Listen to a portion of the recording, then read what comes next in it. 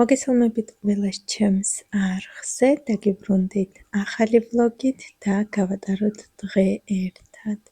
დღევანდელ ვიდეოს ვიწყებ თავის მოწესრიგებით, სიმართლე გითხრათ, დილიდან არ დამიწყია ეს ვიდეო, ამის წინ ვიყავი მაღაზიაში, მოკლედ კარგად დავალაგე უკვე სახლი და შევუდექი თავის მოწესრიგებას. დღეს არის 24 დეკემბერი, დღეს მაღაზიები მუშაობენ მხოლოდ 12 საათამდე, ხოლო ხვალდაზე დაკეტილი იქნება ყველაფერი, ამიტომ დილიდან ვიყავი მაღაზიებში და შევიძინე საჭირო პროდუქტები რამოდენიმე დღისთვის. გავიშრეთ მა, ახლა ვიკეთებ ვითომ ვარცხნილობას, როგორც უკვე გითხარით, მოკლედ მას ვერ იღებს კარგად, ამიტომ მოკლედ მას კარგად ვერ უმკლავდება და ვფიქრობ, რომ ამ ფენის გამო ღირს თმის გაზრდა, რადგან ძალიან მაინტერესებს ჩემს თმას როგორ აიღებს და როგორი ვარცხნილობა დადგება შემდეგ ჩემს თმაზე. ასევე გავიკეთებ მსუბუქ ყოველდღიურ მაკიაჟს, სახე მაქვს უკვე დატენიანებული და მისვია დღის დამატენიანებელიც, ამიტომ სახლში ტონალურს, ბიბი კრემს და ასეთ კრემებს არ ვხმარობ, მხოლოდ ვისმევ კონსილერს თვალის ქვეშ და თუ სადმე პატარა გამონაყარი მაქვს, მხოლოდ იქ ვისმევ კონსილერს. შემდეგ ტუში აუცილებლად და ტუჯსაცხი. ეს არის ჩემი ყოველდღიური მაკიაჟი, თუ ასეთ მაკიაჟს არ ვიკეთებ და შემდეგ სარკეში ვიხედები ხოლმე, ასე მგონია, რომ ცუდად ვარ და ავადმყოფის სახე მაქვს, ამიტომ მირჩევნია, რომ ცოტა პატარა რაიმე გავიკეთე, რომ ადამიანს მაინც დავემსგავსო, რადგან ტუჩები მაქვს ღია ფერის და თუ ტუჯსაცხი არ წავისვი ყოველდღიურად, ავადმყოფის შეხედულებას მაძლევს. როგორც უკვე გითხარით, სახლი დავალაგე უკვე, რადგან დღეს ვიფიქრე, რომ არ დავალაგებდი კამერის წინაშე, ყოველთვის ერთი და იგივე და მოსაბეზრებელი რომ არ გამოვიდეს, სპეციალურად დავტოვე ლოგინი ასალაგებელი, რადგან ვაპირებდი ლოგინების გამოცვლას. დღეს გამოვცვალე ყველგან ლოგინები და შემდეგ გამოვცვლი 31 დეკემბერს. ყოველთვის ტრადიცია მაქვს, რომ 31-ში ვცვლი ყველგან თეთრეულს და შემდეგ ახალი და სუფთა თეთრეულით ვხვდები ახალ წელს.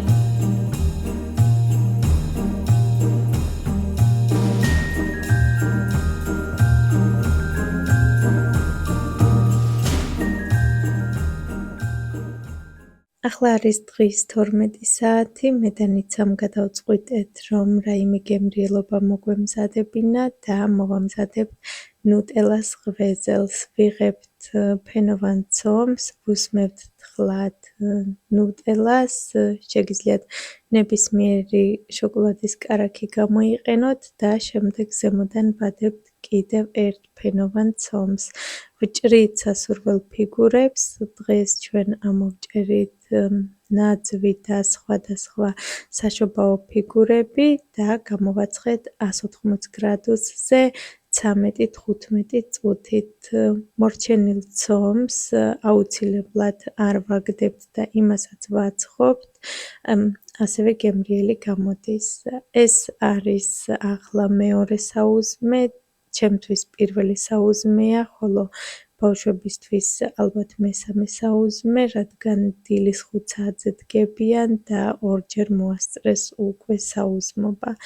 ასეთ ფორმას ვაძლევთ ცომს და შემდეგ ვაცხობთ. გამოცხობის შემდეგ ვაყრით ზემოდან შაქრის პუდრას და უგემრიელესია ჩაისთან ან კაკაოსთან ერთად.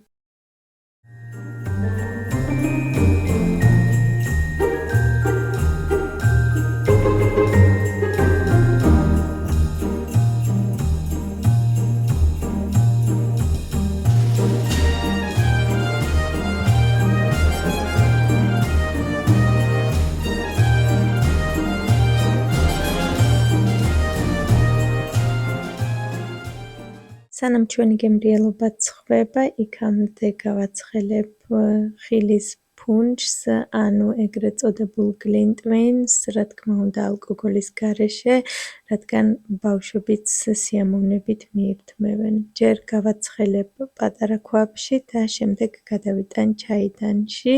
ჩაიდანის დაბლა ანთია საანთელი და არ მისცემს შემდეგ გლინტვეინის გაციებას.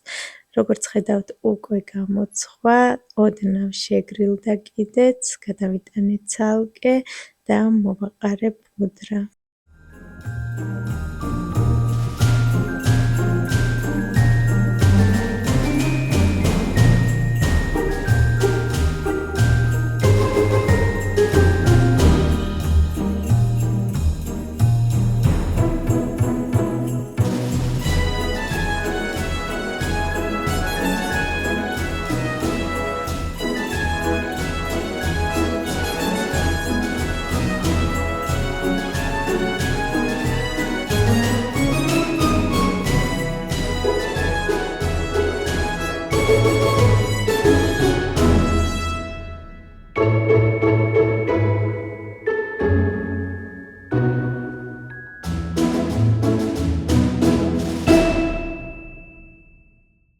პირველ რიგში მოგესალმებით პირადად, გილოცავთ დამდეგშობა ახალ წელს, გისურვებთ ყოველივე საუკეთესოს. დღეს რაღაც განსაკუთრებული აღმოვაჩინე და მინდა რომ თქვენც გაგიზიაროთ, საერთოდ ევროპაში, მგონია რომ მთელს ევროპაში ასეა, ზოგადად გერმანიაში ყოველ მეორე ოჯახს ყავს ძაღლი და ხშირად ასეირნებენ ამ ძაღლებს გარეთ, სიმართლე გითხრათ, ჯერ ძაღლის ყება არ გამიგია, რადგან სასწაულად გაწვრთნილი და ჭკვიანი ძაღლები ჰყავთ. გარეთ ხშირ შემთხვევაში დადიან ყელსაბამის გარეშე, ასეირნებენ ძაღლებს და ძაღლი მომავალ ადამიანს რომ ხედავს, უყურებს თავის პატრონს, პატრონი ანიშნებს თვალებით რომ გამოდი ან არ მიხვიდე და ძაღლი ან ადგილზე დგას, ელოდება როდის ადამიანი გაივლის, ან და მიდის თავის პატრონთან. ხშირ შემთხვევაში ძაღლი როცა ხედავს მომავალ ადამიანს, უბრალოდ გვერდზე გადაივლის და გვერდით მხარეს წავა. როგორც ვიცი, არსებობს ძაღლების სკოლა და იქ სწვრთნიან სპეციალურად ძაღლებს და ყველა ძაღლი გადის თითქმის ამ სკოლას. მოკლედ ძაღლები რომ ასეთი კარგები ჰყავთ და გაწვრთნილები, ისევე როგორც ადამიანები, ისე იქცევიან ხანდახან, ეგ უკვე გითხარით და ეგ გავიგეთ და ჩემთვისაც აღარ არის უკვე ახალი. დღეს აღმოვაჩინე ჩემს თევზებში რაღაც განსაკუთრებული და მე მგონი რომ გერმანიაში თევზებიც კი ასეთი გაწვრთნილები ჰყავთ. ესეც ჩვენი თევზები, თევზები ზუსტად 2 კვირა რაც ჩვენთან ცხოვრობენ, აქვთ რა თქმა უნდა ფილტრიც, რომელიც წყალს ფილტრავს და ახლა გაჩვენებთ რა შევამჩნიე განსაკუთრებული. გვყავს მხოლოდ 2 თევზი, ვერაფრით ვერ მოვაბი თავი რომ დამემატებინა მათთვის ქვიშა და რაღაცეები, მოკლედ გადავწყვიტეთ რომ ამ დღეებში წავიდეთ მაღაზიაში და შევიძინოთ კიდევ კრევეტები, ასევე გვინდა რომ ლოკოკინები ვიყიდოთ, თევზი, რომელიც ასუფთავებს, დამლაგებელს ეძახიან ჩვენთან, არ ვიცი ქართულად რა ქვია ასეთ თევზს და ეს თევზი ალაგებს წმენდავს თვითონ შუშას და მოკლედ ვიფიქრეთ, რომ ყველაფერი ერთად ვიყიდოთ. დღეს დილით მეძახის გოჩა და მეუბნება, რომ ერთი თევზი არის და მეორე ვერ უპოვია. მოკლედ დავიწყეთ მეორე თევზის მოძებნა. სიმართლე გითხრათ, გვეგონა რომ დაიღუპა, ან რა ვიცი, რა მოუვიდა და დავიწყეთ თევზის მოძებნა. შემდეგ შევამჩნიეთ, რომ აი ამ ანანასში იყო. და აქედან მივხვდით, რომ ეს ანანასი გააკეთეს როგორც საპირფარეშო. ეს არის მათი საპირფარეშო, როგორც ჩანს და აქ შედიან ხოლმე და აქაურობას არ აბინძურებენ. აქაურობა რჩება სუფთა და მხოლოდ ეს სახლუკა პატარა ანანასი არის ჭუჭყიანი. აი ასე. თავიდან ვიფიქრე, რომ კვერცხები ხომ არ დადეს თქო ან რამე, მაგრამ ორივე არის ბიჭი, როგორც ვიცი და კვერცხებს ვერ დადებდა. ასე რომ ჩვენი თევზებიც ასეთი გაწვრთნილები არიან. არ ვიცი საერთოდ ყველა თევზი ასეა თუ არა, მეც მყავდა პატარა რომ ვიყავი თევზები და ასეთი რამ არ შემემჩნევია, თუ ვინმეს გაქვთ შემჩნეული და საერთოდ თევზებში ეს ნორმალურია, გთხოვთ დამიწეროთ კომენტარებში, რადგან ვფიქრობ, რომ ძალიან ჭკვიანი თევზები არიან. დღეს თქვენთან ერთად გავწმინდა ღუმელს, რამოდენიმე დღეა ღუმელის გაწმენდვას გვერდზევდებდი და უკვე გაშვებულია, როგორც იტყვიან, კარგად გასაწმენდია, ამიტომ გადავწყვიტეთ დღეს თქვენთან ერთად გაწმენდვა. გაჩვენებთ როგორ წმენდა ღუმელს, ავიღე 1 სუფრისკოვზი სოდა, 1 სუფრისკოვზი სარეცხის საშუალება, ანუ ჭურჭლის ჟელე, 1 სუფრისკოვზი ლიმნის წვენი და 1 სუფრისკოვზი ძმარი. ყველაფერი კარგად ამოვურიე და შემდეგ ვუსმევ ზედ უკვე დასვრილ ღუმელს. არ არის საჭირო რომ კარგად შევახეხო, უბრალოდ ზემოდან ვუსმევ ამ ჩვენს წინასწარ მომზადებულ ქაფს. სიმართლე გითხრათ, ცოტა ზედმეტი ჭურჭლის ჟელე მომივიდა. თუ მოამზადებთ ჭურჭლის ჟელე, გამოიყენეთ ჩაის კოვზი და არა სუფრის კოვზი, რადგან შემდეგ დიდი ხანი დამჭირდა ამ ჟელეს მოშორება, რადგან ყოველ ჯერზე ქაფდებოდა. არ მეგონა რომ ეს ჟელე ასეთი კარგი გამოდგებოდა და მოკლედ ცოტა გამიჭირდა მოშორება. ვუსმევთ ამ ჩვენს მომზადებულ ქაფს და ვრთავთ 70 გრადუსზე ზუსტად 5 წუთით. ასევე გავრეცხავ ამ რკინებსაც, მოვაყარე სოდა და დავასხი ადუღებული წყალი. წყალი ცოტა იყო ნიჟარაში, ამიტომ კიდევ დავამატე შემდეგ ადუღებული წყალი და ასე დავტოვე რამოდენიმე ხანი. გავიდა 5 წუთი, როგორც ხედავთ, მოკლედ ეტყობა როგორ გაშავდა ეს ქაფი და ჩამოვიდა. ახლა ვიღებთ ღრუბელს, სველ ღრუბელს და წმენდავთ ამ ქაფს და ამ ჭურჭლს ვაშორებთ უბრალოდ. აღარ სჭირდება აღარც გახეხვა, არაფერი, უბრალოდ უნდა ჩამოვაშოროთ ეს ქაფი. ახლა საახალწლოდ უამრავ რაიმეს ვამზადებთ ღუმელში და შემდეგ ყოველ ჯერზე ღუმელი ჭუჭყიანდება, ამიტომ დარწმუნებული ვარ, რომ ეს მეთოდი გამოგადგებათ.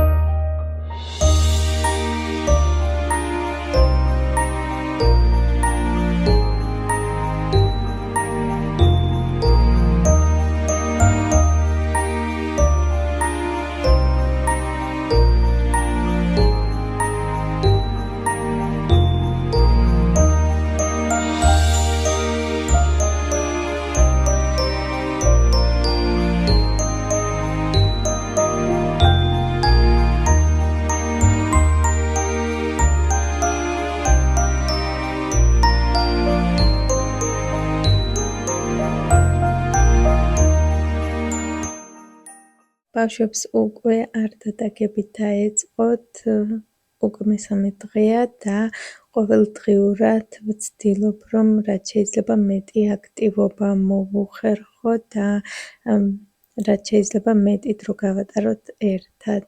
მოკლედ ეს რამოდენიმე დღე ვთამაშობთ ქალაქობანას, თითქმის ყოველ დღე.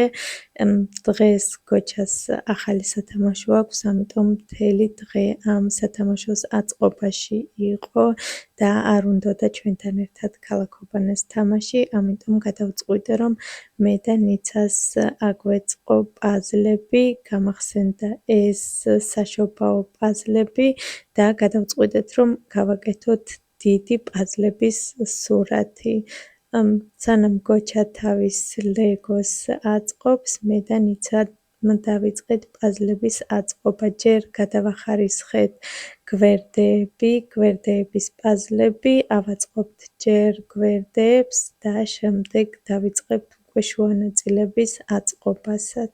პაზლი საკმაოდ ძნელი ასაწყობია, რადგან სულ შედგება 200 ასეთი პაზლისგან, მაგრამ იმის გამო, რომ დაბლა სურათი დავფინეთ და ამ სურათზე დავიწყეთ აწყობა, უფრო გაგვიადვილდა და უფრო სწრაფად ავაწყეთ. ახლა ვუყურებ ამ ჩემს ვიდეოს. მოკლედ გოჩას ვერ გავხადე ვერაფრით ეს გრინჩის კომბინიზონი, დილით სანამ მე ვდგები, უკვე აცვია და ცოცხალი თავით აღარ იხდის. შემდეგ ახალ მეთოდს მივაგენი, ღამე ვრეცხავ, ვდებ გამათბობელზე და დილით სანამ გოჩა დგება, უკვე მშრალია და იცმევს. მოკლედ სულ უნდა რომ ეს კომბინიზონი ჩაიცვას, რადგან არის თბილი, მოსახერხებელი და გოჩას უყვარს მოსახერხებელი რაღაცეების ჩაცმა, რადგან არ უყვარს როცა რაიმე უჭერს ან როცა არ არის კომფორტულად.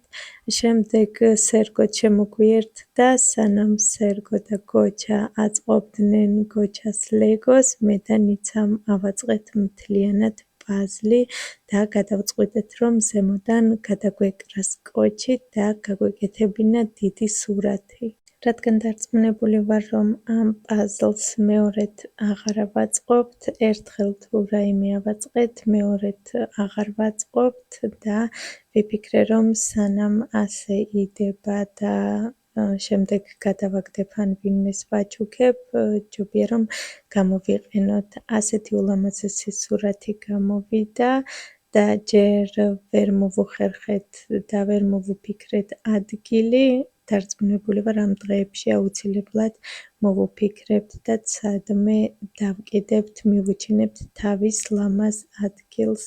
ახლა საღამოს ვამზადებ პატარა ხემსებს, წავიხემსებთ და შემდეგ უკვე წავალთ დასაძინებლად. ავიღე პური, აქ მაქვს რუხი პური, დავჭერი ასე პატარა ნაწილებად, ზემოდან წავუსვი კრემკველი, დავადე შემდეგ თევზი, კიტრი, პომიდორი და გავუკეთე გრძელი ჯოხი.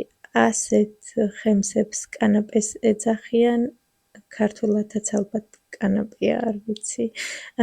შესაძლებელია ასევე კრემყველის მაგივრად კარაქი წაესვას და ასევე ამ წითელი თევზის მაგივრად შეგიძლიათ კილკა თევზები როა, ისიც გამოიყენოთ, ასევე ძალიან უხდება. შემდეგ ზემოდან კიტრი, პომიდორი და უგემრიელესი ხემსიც მზად არის. ასევე შესაძლებელია ასეთი ხემსების სადღესასწაულო და საახალწლო სუფრისთვის მოსამზადებლად, ვინც ახლა ჩვენთან ერთად მიირთმევს, გემრიელად მიირთვით. აქ დავასრულებ ჩემს ვიდეოს. მომავალ შეხვედრამდე.